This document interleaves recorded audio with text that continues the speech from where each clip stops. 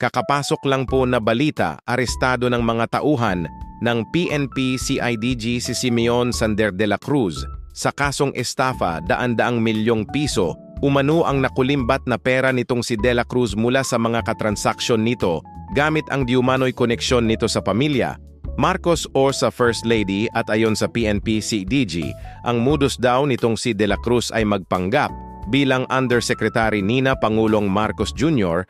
at asawang si Lisa Araneta Marcos.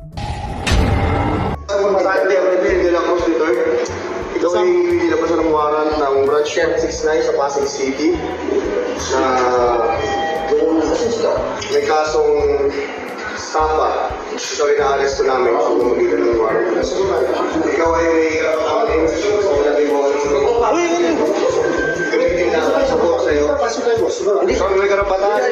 ikaw ay may karapatan magkaroon ng sarili abogado kung kayo walang kakayahan.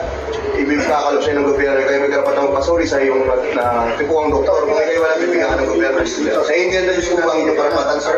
Teka, sir, bakit maganda ko? Baba tayo, boss. Hindi, dito tayo sa baba, sa lahat. Hindi, boss, okay lang. Naintindihan. Okay lang, No. Komento naman ng ilang netizens, "Salamat PBBM, ramdam na ramdam namin ang pagmamahal mo, lahat nagsisitaasan. Natapos ang shabu, pwede na mag-live sa FB, salamat PBBM sa magandang legacy na iwan mo. Mahal na mahal ka naming mga adik, mabuhay ang mga adik at sa ibang balita mga kababayan." Huwag magpadala sa mga survey na ito.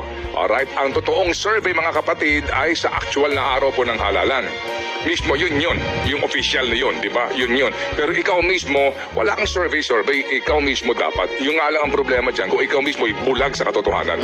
Kung ikaw mismo ay napapag-ikutan ng mga mali-maling informasyon. Kung ikaw mismo ay naloloko itong mga kandidatong ito. Ito na yata ang gobyernong pinakahinabla. The most sued government in the history of the Philippines. Yung grupo ni Justice Antonio Carpio, hinabla din namin si Speaker Romualdez. Di ba naman damos, hinabla ng P3PWD. Dahil yung representative namin, na ayon sa order ng Supreme Court, ay magpalit lang kami ng nominee. Hindi na ako. Ay ginawa naman namin, pinoclaim naman ng COMELEC at nag-oath sa isang RTC judge. Ayaw pa rin niyang paupuin. Ayaw mo niyang bigyan ng oath, ceremonial oath dyan sa House of Reps. Kaya kami pumunta sa Korte Suprema at nagsumbong na i-declare na ang constitutional yung internal rule na yan ng House na kahit na-proclaim ka na, naka-oath ka na, hindi ka pa rin makaupo pag hindi ka nag-surrender oath dyan sa Speaker. Abay, kung ganyan po pala, pwede po pala ang Speaker, pwede niya ma-veto o mawalang bisa ang boto ng tao sa 391,075 votes namin. Hindi pa rin kami makaupo kahit may order na sa Korte Suprema. Ano yan? Anong klaseng Speaker yan? Talagang obvious na po yan, na yan ay paghihiganti. Itong mga Marcos ay mapaghiganti o vindictive. At itong si Speaker Romualdez ay kasama po dyan bilang pinsan niya. She is part of the Marcos dynasty. Kaya ganyan po.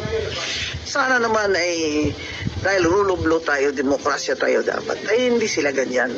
May isa pang nagabla sa kanila, yung aking mortal enemy na si Topacio. Inabla din sila sa ombudsman, criminal case. Kasi wala na pong papuntahan ng mga tao. Wala na po dahil ang hawak nila sa kapangyarihan ay hawak na sa leeg. Hindi man tayo na martial law. Malapit na po tayo, parang ganun. Ito pa, meron pa silang House Committee sa House of Reps. Siyempre, utos din yan ng Speaker. Na lahat ng mga pro-Duterte na mga vloggers ay narco-vloggers daw. Kaya pinapatawag nila ngayon. At pag ayaw nila ng sagot, ikukontempt na naman nila at kanilang ipakukulong. Ano ba yan? Hindi po tayo ganyan. Demokrasya po tayo. Ayaw po natin ang sagot nila. Hindi po ibig sabihin na sila ay nagsisinungaling. Mag-aral naman po kayo dyan ng Stonewall versus Jokno. Hirap talaga ng buhay ngayon sa Pilipinas. Anong sinasabi na iba? This is a failed democracy. A failed democracy.